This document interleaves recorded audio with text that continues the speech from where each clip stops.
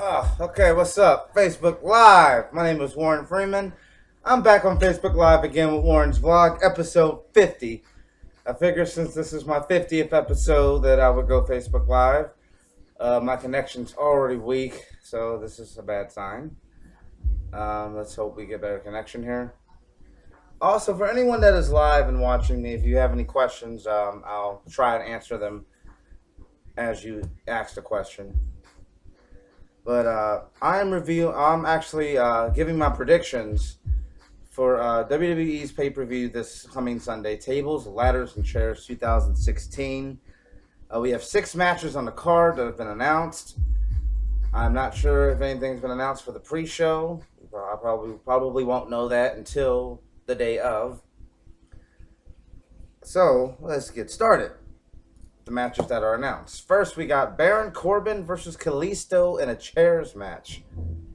And oh boy, before we get started, let me just explain my disdain for these gimmick name pay-per-views: Tables, Ladders, and Chairs, Hell in a Cell, Elimination Chamber.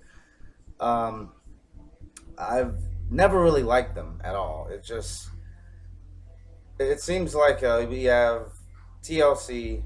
So now we just have to have a tables, ladders, and chairs match. And now we have to have a tables match and a chairs match. Luckily for some of these matches, the stipulation is needed for some of them.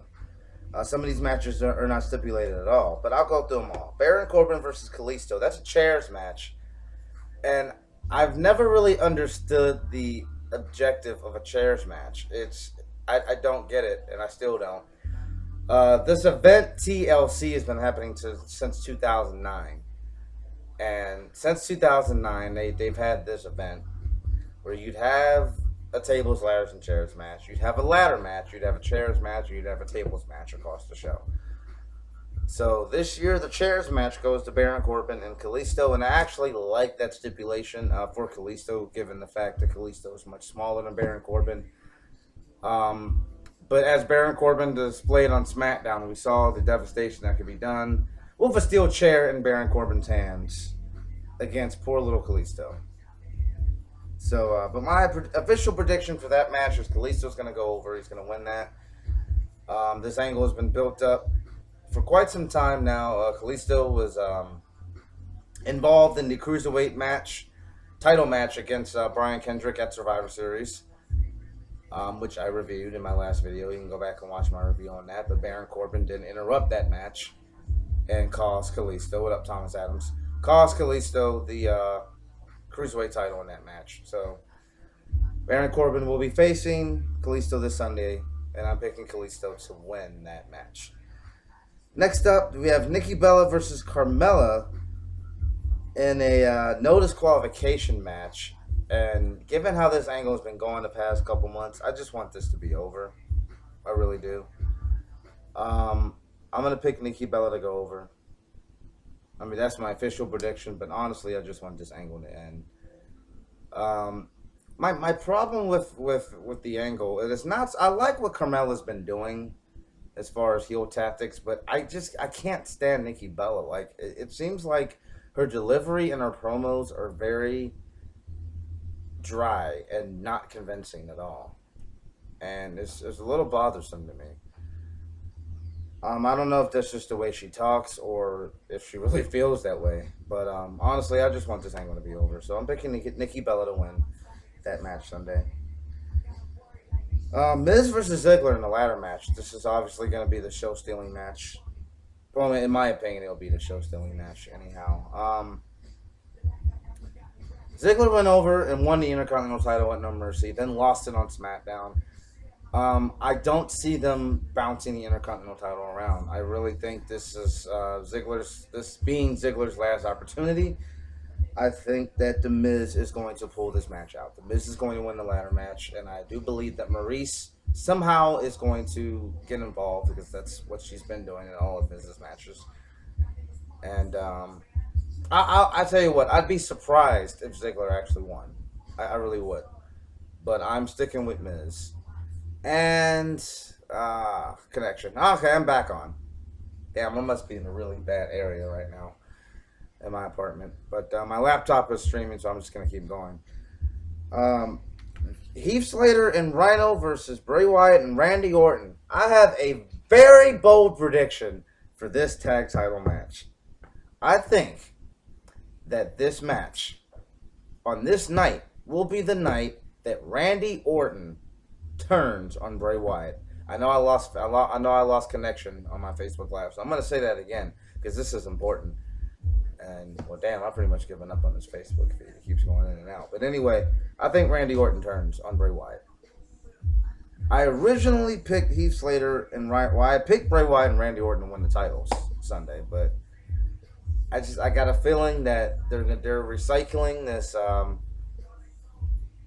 storyline where a face wrestler joins the Wyatts and he's tricked into joining the Wyatts, and then he destroys the Wyatts from within, like Daniel Bryan did back in 2013, heading into 2014.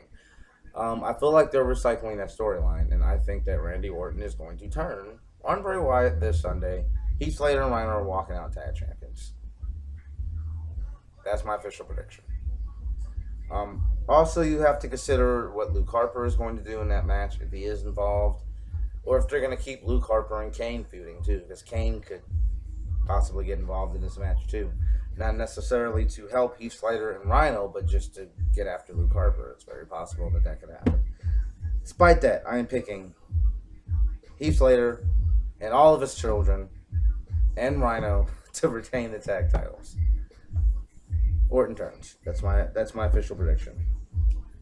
Becky Lynch versus Alexa Bliss, and this is one women rivalry that I've actually been invested in. I watched their match in Glasgow, Scotland, and I loved the finish to that match where Alexa Bliss's foot was on the rope, but Becky Lynch still got the disarmer and she tapped out. That was a perfect finish because it facilitated a much-needed rematch for a pay-per-view.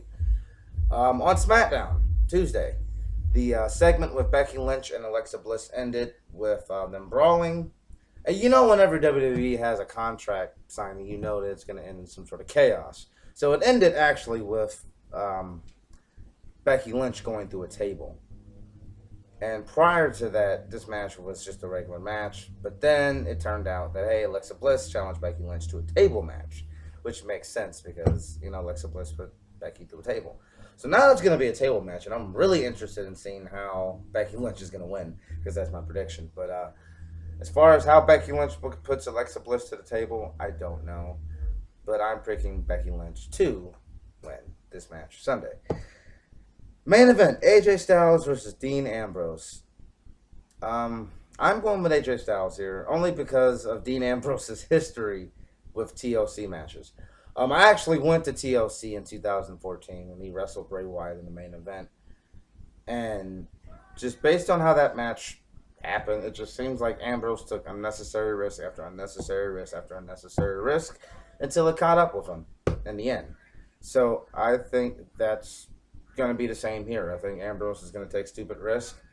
I got to talk about James Ellsworth and that sickening Styles Clash he took on SmackDown. Off the steel steps. That was some sick shit, man. That was... Oof. I don't think I've ever seen a Styles Clash from that height delivered before. And props to James Ellsworth for taking that bump. I wouldn't be surprised to see an insane Styles Clash, maybe like off a ladder through a table or something ridiculous Sunday that takes Ambrose out. But in matches like this, it seems like Ambrose is his own worst enemy, or that's how they booked the match to be. So I think that's what's going to happen. Ambrose is going to take too many unnecessary risks, and it's going to cost him. AJ Styles is going to capitalize, and AJ Styles is going to retain the title. So let's go over these predictions one more time. Baron Corbin, I am picking Karlisto to win that. Nikki Bella versus Carmella, I'm picking Nikki Bella to go over, but ultimately I just want that feud to end because it's annoying to me. Miz and Ziggler, I am picking the Miz to go over with help from Maurice. Heath Slater and Rhino versus Bray Wyatt and Randy Orton, I am picking Heath Slater and Rhino to retain only because Orton finally turns on Bray. And you know what? If that doesn't happen Sunday, it will happen eventually. Orton will turn on Bray. It will happen eventually, mark my words. If not this Sunday, it'll definitely happen.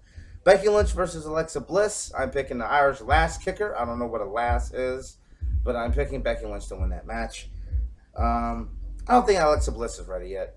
Just my opinion. I don't know if she's ready to hold that title just yet, but she is definitely going in the right direction to be the future of the Divas division, or the women's division, excuse me. At least on SmackDown. Main event, I'm picking AJ Styles all day. I like Dean Ambrose, but I'm just going to go with a smart pick here, and I'm picking AJ Styles. Kind of a short episode here, but there's not really much to talk about. It's only 6 matches. Those are my predictions. One thing I've decided, I know I've talked to you guys previously about my Hell in a Cell videos upcoming, and I was gonna do every Hell in a Cell match and rank them, but I think what I'm gonna do now is, instead of taking every single Hell in a Cell match in the history of the WWE and ranking, ranking them, I think what I'm gonna do is I'm gonna do this video, instead of doing it in 3 parts, I'm gonna do it in 2 parts. And the first video will be the 10 worst Hell in a Cell matches in the history of the WWE.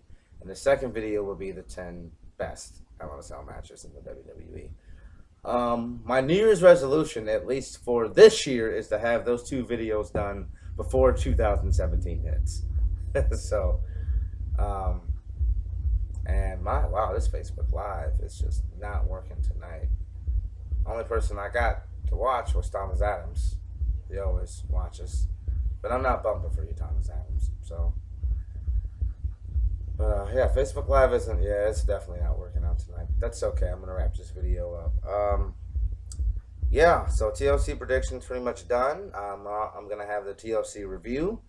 Roadblock is still up in the air whether I'm going or not, but you will get a prediction video from me, from Roadblock, and you'll definitely get a review from Roadblock. I might actually try to do something slick and try to maybe not go Facebook Live, but maybe film a video of me driving and just talking about Roadblock. And what's up, Veronica? I'm actually about to end the video if you just started to watch, but you can go back and watch it if you're interested in knowing what I talked about. But I will see you guys later. I'm signing off. You guys have a wonderful night. This has been episode 50. Good night.